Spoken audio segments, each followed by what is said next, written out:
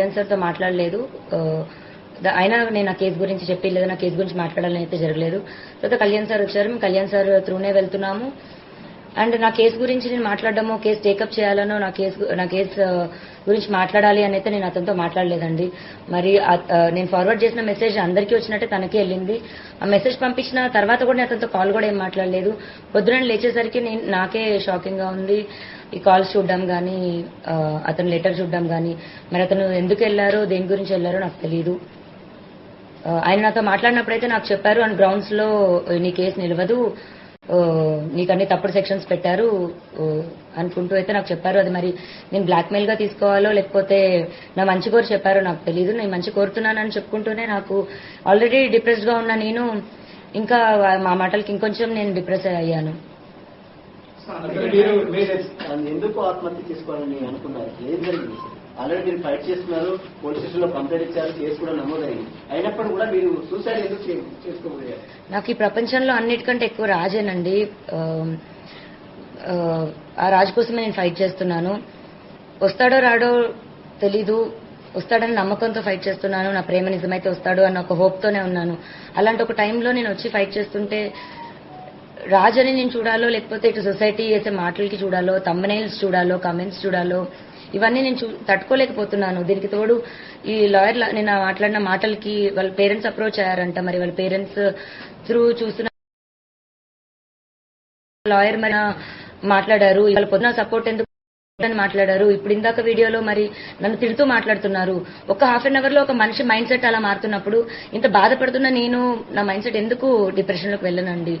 10 సంవత్సరాల నుంచి ఒక మనిషి పొద్దున లెగిస్తే సాయంత్రం నా లాస్ట్ చూపు అతను అవుతాడు.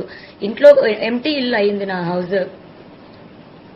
ఫస్ట్ కంప్లైంట్ లో మీరు రాజ్ తరుణ్ పైన చర్యలు తీసుకోకుండా తను నాతో కలిసి ఉంటే చాలు అన్నారు. సెకండ్ కంప్లైంట్ లో తను నన్ను ఇల్లీగల్ గా ఇట్లా వాడుకుని వదిలేశారు అంటున్నారు. ఇప్పటికి కూడా మీరు రాజ్ తరుణ్ తో కలిసి ఉండాలని అంటున్నారు, మళ్ళీ పోలీస్ కేసులు పెడతా ఉన్నారు. కలిసి ఉండాలని పోలీస్ కేసు పెట్టడం కాదండి. పోలీస్ కేసు ఫస్ట్ నేను మాల్వి మల్హోత్రా వాళ్ళ తమ్ముడు పైన పెట్టాను. నన్ను బెదిరించారు. అది కూడా ఇంకా కంప్లైంట్ ఒక్కసారికి రాలేదండి. ఇప్పుడు వాళ్ళు ఉన్న 6 months అంటే నాకు విషయం తెలిసిన 6 నెలల తర్వాత ఇంకా నేను భరించలేక బయటికి రావడం జరిగింది. ఆ స్టేజెస్ ఎలా దాటిందంటే ఇంకా లాస్ట్ మాకు తిండి కావాలని అడిగితే అతనికి ఫోన్ చేస్తే ఆవిడ ఎత్తడం కానీ, మా పరిస్థితి మేము చెప్తే ఆవిడ వెయ్యమని చెప్తే అతను డబ్బులు వేయడం, అది ఇంకా పీక్స్కి వెళ్ళిపోయింది. ఇప్పుడు మీ అందరికీ నేను ఓపెన్ గా ఎక్స్ప్లెయిన్ చేయాలంటే రోజుకో విషయం బయటకు వస్తుంది. ఆ బయటకు వచ్చిన విషయం కూడా రోజుకొక ట్విస్ట్ అని మీరు వేస్తుంటారు. ఇది ఒక్క రోజుది కాదండి, సంసారంలో ఇంకా అందరికీ జరిగినట్టే జరుగుతాయి.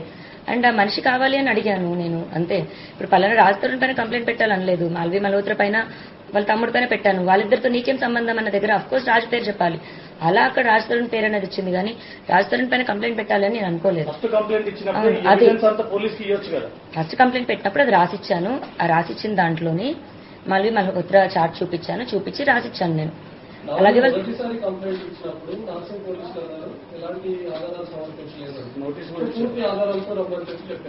సెకండ్ టైం మీకు వెళ్ళినప్పుడు ఆల్మోస్ట్ 150+ అన్ని కూడా మీరు సబ్మిట్ చేసినట్టుగా తెలుస్తుంది. ఇప్పుడు నార్సింగ్ పోలీసులు ఏ విధంగా వ్యవహరిస్తున్నారు? రాజ్ తరుణ్ కాంటాక్ట్ అవుతున్నామని ఏమైనా చెప్తున్నారా? రాజ్ తరుణ్ పైన కేసెస్ పెట్టామని ఏమైనా చెప్తున్నారా? రాజ్ తరుణ్ అందులో తీసుకుంటామని అసలు నార్సింగ్ పోలీసులు ఏం చెప్తున్నారు?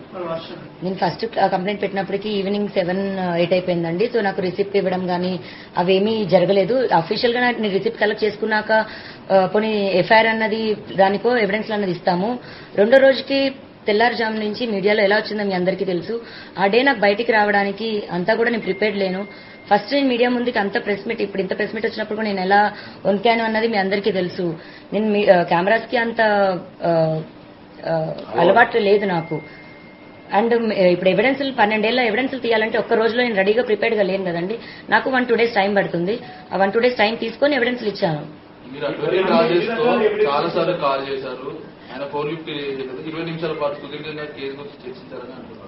చాలా సార్లు కాల్ చేయడం ఏం జరగలేదండి, ఒక్కటే కాల్ జరిగింది. అండ్ అతను నాకు ఫస్ట్ అప్రోచ్ అయింది తనే అండి. నాకు అప్రోచ్ అయింది కూడా మూవీ అని, మీరు యాక్టింగ్ అంటే ఇంట్రెస్ట్ అని అప్రోచ్ అయ్యారు. లేదండి నాట్ ఇంట్రెస్టెడ్ అని చెప్పాను.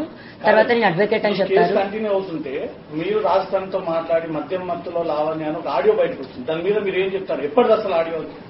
ఇప్పుడు మళ్ళీ నా పోరాటం ఒకటవుతుంటే ఈ ఒకదానిపైన ఒకటి రాజస్థాన్తో మారేటప్పుడు లేదండి, అది లాస్ట్ ఇయర్ సెప్టెంబర్ దండి ఆడియో. అది లాస్ట్ ఇయర్ సెప్టెంబర్ నుంచే నేను మెంటల్ గా ఇల్లని ప్రూవ్ చేయాలి అని ట్రై చేస్తున్న టైంలోని 3 రోజులు నాతో అతను చేసిన ఏదైతే బిహేవియర్ ఉందో అప్పుడు నేను ఇంకా తట్టుకోలేక బర్స్ట్ అయ్యి నేను రియాక్ట్ అయ్యి నేను అలా అతను నాకు చేసిన బిహేవియర్ ఇన్సిడెంట్ తర్వాత కాలండి, ఈ బొర పగిలిన ఇన్సిడెంట్ తర్వాత కాలేదు. దాని ఇందాక క్వశ్చన్కి సమాధానం నాతో పోలీసులు చర్యలు తీసుకుంటా ఉన్నారా లేదా మీకు ఎలాంటి భరోసా ఇచ్చారు? అసలు రాజ్ తరుణ్